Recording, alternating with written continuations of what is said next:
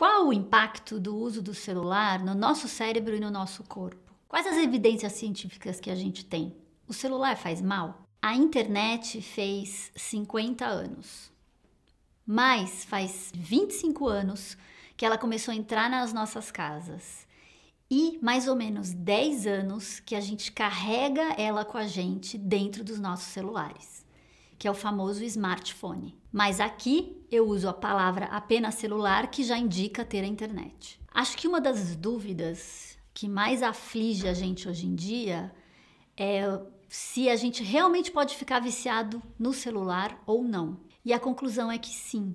A dependência do celular, ela vai alterar o nosso comportamento e vai alterar a forma como o nosso cérebro funciona. Muito parecido com os outros vícios. O que acontece? A gente sabe que sim, existe o perigo de desenvolver o vício pelo celular. E hoje isso já tem um nome oficial, que se chama nomofobia, que em inglês é no mobile phobia, o medo de ficar sem o celular.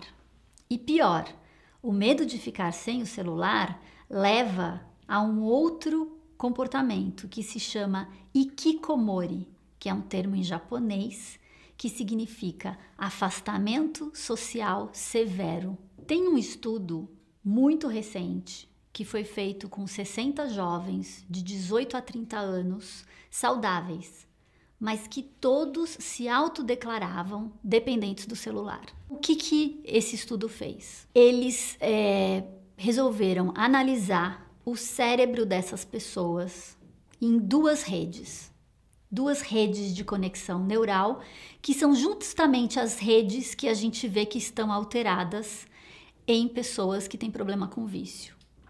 Mas veja, essas pessoas eram saudáveis e só se diziam dependentes de celular. E o que eles verificaram? Que nesses jovens, essas duas redes também estavam alteradas, indicando que sim, a gente pode ficar viciado em celular. Mas o que a gente não sabe é se o celular em si que causa essa alteração cerebral ou se a pessoa que já tem uma propensão ou uma alteração nessas redes que fica viciada no celular. A gente não sabe porque, como o celular é algo muito novo nas nossas vidas, a ciência não teve tempo suficiente para saber exatamente quais são as consequências ao longo do tempo. Aqui, na verdade, vale o alerta. Como nós não sabemos, nós precisamos ter cuidado. E toda pessoa que tem um histórico familiar de vício deveria ter mais cuidado. Mas quem não tem na família alguém que não seja viciado em alguma coisa ou que foi? E por que eu digo isso? Porque vale a pena a gente lembrar o que a televisão e as telas de computador trouxe para a nossa vida. Ela trouxe um aumento do sedentarismo, mas junto com isso, uma das melhores hipóteses que explica o aumento gigantesco de miopia entre nós é exatamente o tempo de exposição em televisão e telas em geral. E com o uso do celular, existe o perigo de aumentar mais ainda o número de míopes. Tem um estudo muito interessante que estudou a hipótese do dreno cerebral. O que esses pesquisadores resolveram fazer? Eles testaram algumas centenas de estudantes norte-americanos para verificar se a mera presença do celular poderia drenar a capacidade de raciocínio, que em ciência a gente chama capacidade cognitiva. E o que eles fizeram? Eles testaram esses estudantes em 3 condições. Uma, o celular na mesa, outra, o celular dentro da mochila e outra, o celular numa outra sala de aula. E o que eles verificaram? Que quanto mais perto o celular, maior esse dreno do raciocínio. E pior, quanto maior era a dependência do estudante, pior a capacidade de raciocínio.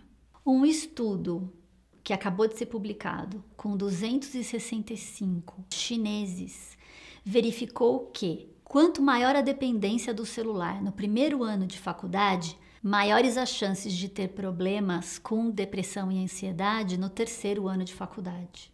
Em contrapartida, os alunos que apresentaram esse quadro no primeiro ano e no segundo ano receberam auxílio para reduzir essa dependência, nesses casos, a chance de ter problemas com depressão e ansiedade foram bastante reduzidas.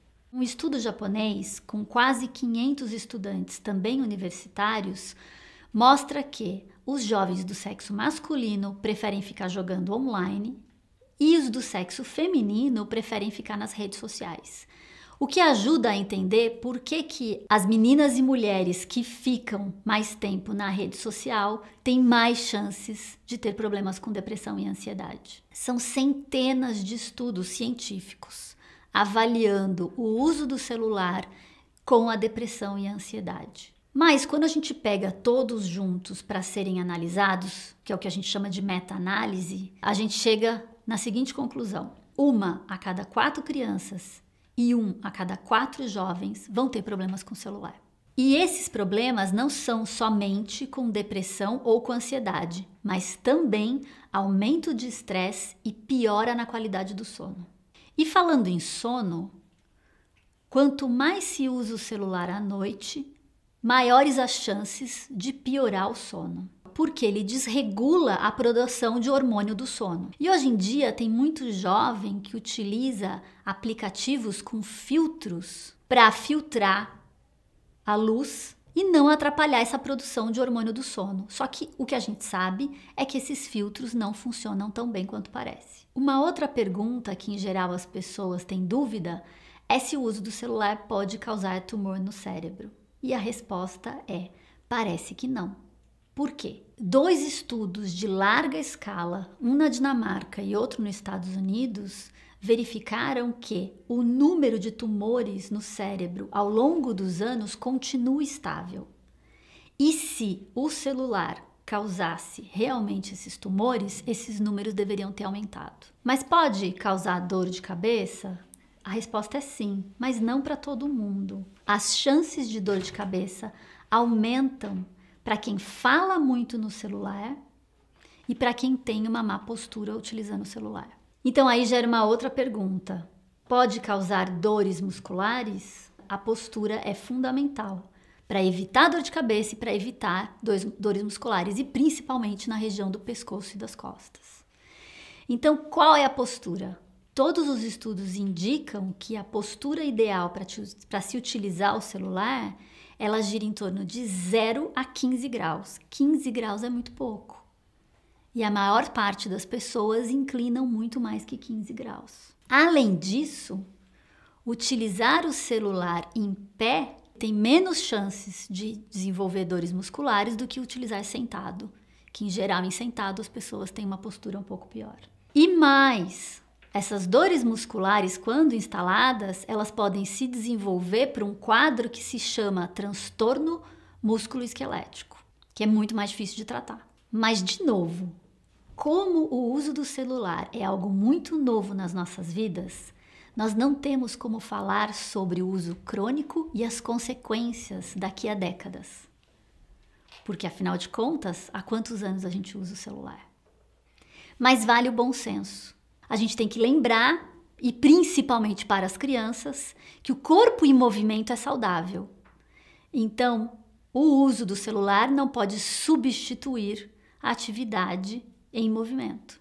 E a pergunta que mais aflige as pessoas ultimamente é se o celular impacta na qualidade dos nossos relacionamentos, namoro, amizade, pais e filhos.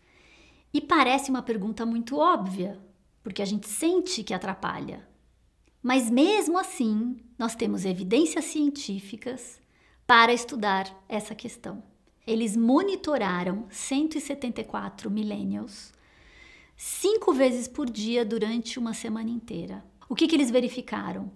Que quando a pessoa se divide entre a presença de alguém e o celular, ela se sentia mais desconectada do que quando estava apenas com a pessoa. O título desse estudo é muito interessante, porque em inglês ele fala "put the phone down", o que é a mesma coisa da gente dizer que não leve o celular para a mesa. Esse estudo, junto com o estudo que eu mencionei antes, que quanto mais perto, pior, nos indica que quando você vai encontrar com uma pessoa, o ideal é que você não tenha o celular por perto. Numa mesa de refeições, não tenha o celular na mesa, porque em geral as pessoas pegam no celular sem perceber. Não há dúvidas de que o celular traz benefícios gigantescos.